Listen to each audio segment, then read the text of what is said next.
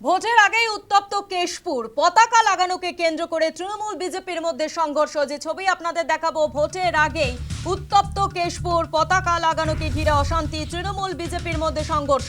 কেশপুরের কলাগ্রামে সংঘর্ষে আহত তিন বিজেপি কর্মী তারা আহত হয়েছে এই ঘটনায়। ভোটের আগেই উত্তপ্ত কেশপুর, পতাকা লাগানোকে ঘিরে অশান্তি সৃষ্টি হয় এবং তৃণমূল বিজেপির মধ্যে সংঘর্ষ। কেশপুরের এই সংঘর্ষে আহত হয়েছে তিনজন বিজেপি কর্মী।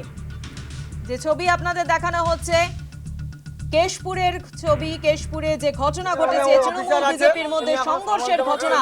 ভোটের আগে জেলায় জেলায় সংঘর্ষের ছবি কিন্তু সামনে আসছে।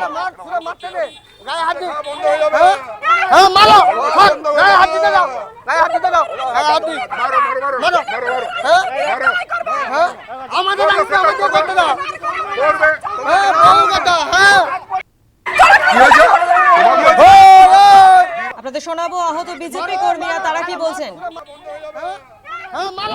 আমি কলাগ্রাম গিয়েছিলাম, ওইখানে এক বন্ধুর বাড়িতে নিমন্ত্রণ ছিল। তারপর থেকে ওইখানে পতাকা টতাকা বাঁধা হচ্ছিল, ওইখানে আমি দূরে দাঁড়িয়েছিলাম। ওরা কোনো কথা না শুনে এসে দেখলাম প্রথমেই আমাকে মারতে চালু করে দিল। ওই তৃণমূল। তারপরে ওরা 10-12 জন মিলে এসে আমাকে মারে।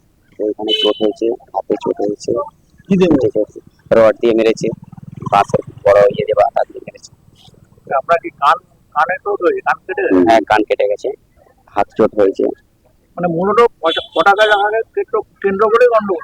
হ্যাঁ।